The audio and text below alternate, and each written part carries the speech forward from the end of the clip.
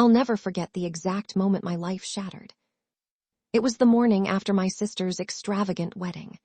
The kind of wedding that looked like it came straight out of a fairy tale: crystal chandeliers, 5-tier cake, designer dress, and a venue that cost more than most people make in a year. I was still in my bridesmaid dress, exhausted but happy for her, or at least I thought I was. I opened my banking app to transfer some money for my rent, and my heart stopped. Balance, $47. That's all that remained of my life savings. Over $68,000 gone. Every last dollar I had worked for, sacrificed for, and saved over 8 long years. My hands started shaking. I thought it was a mistake, a glitch, a fraud, until I saw the transactions.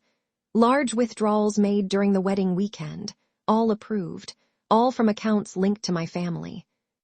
I called my mother in tears. Her response would break what was left of my heart. "Emma, you're still young. You can always make more money." That single sentence destroyed me. My name is Emma Thompson. I'm 29 years old. And this is the story of how my own family betrayed me on what was supposed to be the happiest day for my sister, and how I found the strength to rise from the ashes they left behind. I grew up in a home where my younger sister, Lily, was always the center of everything. The golden child. The one who needed the best of everything. I was the responsible older sister, the one who worked part-time jobs through college, who helped pay bills when money was tight, who quietly supported everyone. I loved her. I really did. That's why I agreed to be her maid of honor and even offered to help with the wedding. But I never imagined they would go this far.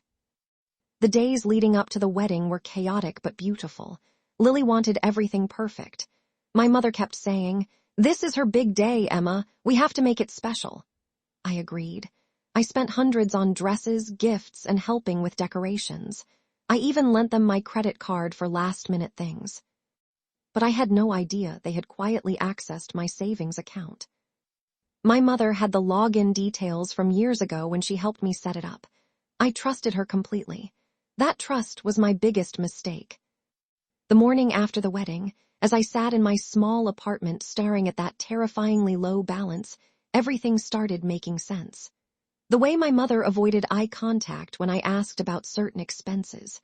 The whispered conversations between her and Lily. The way they kept saying, "Don't worry about the cost," whenever I offered to help.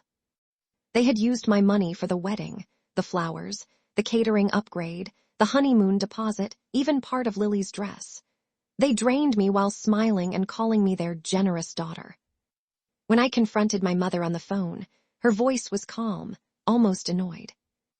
"Emma, it's not like we stole it. We just borrowed it for your sister. Family helps family. You're young, you'll recover. Lily only gets married once." I couldn't breathe. The woman who was supposed to protect me had emptied my future for a single party. My sister knew. She had to know. And neither of them felt enough guilt to warn me. I spent the next few weeks in a fog of heartbreak. I barely ate. I cried in my car after work. I felt so stupid, so betrayed.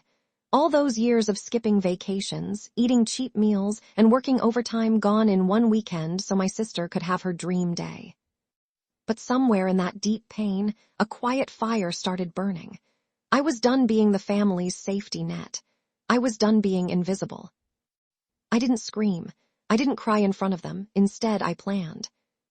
First, I gathered every piece of evidence: bank statements, text messages, call recordings where my mother casually admitted they used my account. I spoke to a lawyer quietly. Then I waited for the perfect moment. 2 weeks after the wedding, my family gathered at my parents' house for a thank-you dinner. Lily was glowing, showing off honeymoon pictures. My mother was laughing like nothing had happened. I walked in calmly and placed printed bank statements on the dining table. The room went silent. "I know what you did," I said softly, my voice steady for the first time in weeks. "You took everything I had. You looked me in the eyes, called me generous, and emptied my future so Lily could have a perfect day." My mother's face turned pale. Lily looked away. "I'm not asking for the money back today," I continued. "I'm giving you 1 month. If it's not returned, I will take legal action. and I will share the truth with every single person who attended that wedding."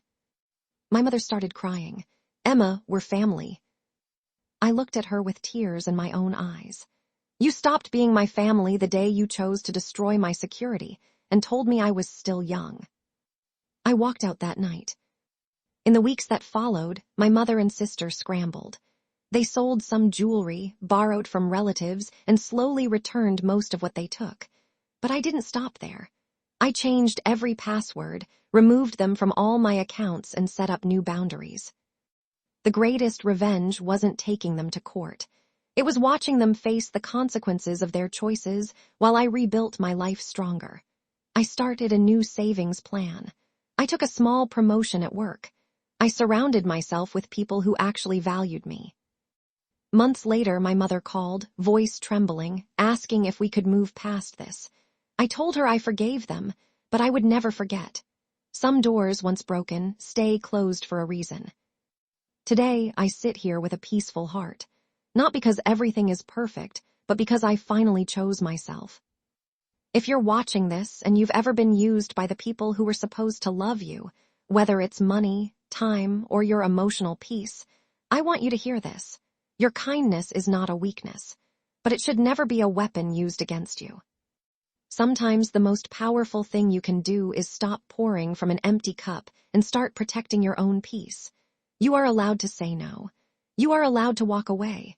And you are worthy of love that doesn't cost you everything. Thank you for listening to my story. If it touched your heart, please share it with someone who needs to hear it.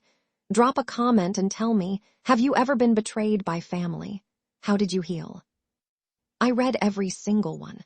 Until next time, protect your heart, but never dim your light.